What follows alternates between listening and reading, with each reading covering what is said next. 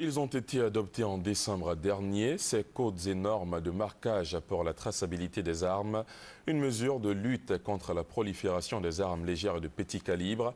L'opération, pilotée par le ministère d'État, ministère de l'Intérieur et de la Sécurité, aura lieu sur toute l'étendue du territoire national.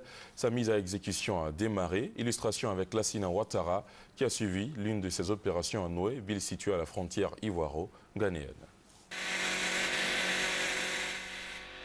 Désormais, les policiers ivoiriens ont leurs armes qui sont formellement identifiables avec des insignes grâce à une opération de marquage pilotée par la Commission nationale de lutte contre la prolifération des armes légères et de petit calibre.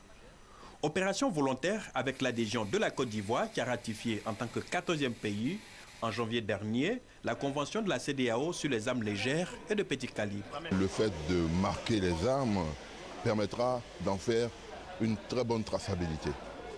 Parce qu'il y a le marquage, il est bien défini. Le logo de la CEDEAO, le logo de la Côte d'Ivoire, le logo de l'utilisateur et le numéro de l'arme.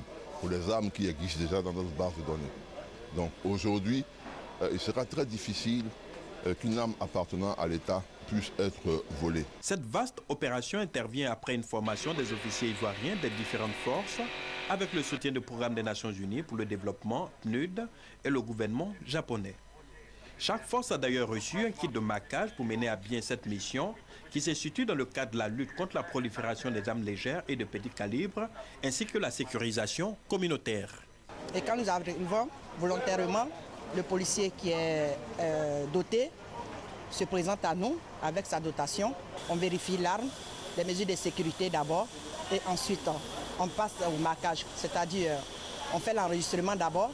Le marquage consiste à avoir le logo sur l'arme, ensuite le code du pays, ensuite l'institution, suivi du numéro de série de l'arme. Depuis le processus entamé en octobre dernier, l'équipe en charge de l'opération a sillonné le district d'Abidjan et la région de Yamoussoukro. Ce sont ainsi 4000 armes qui ont été marquées.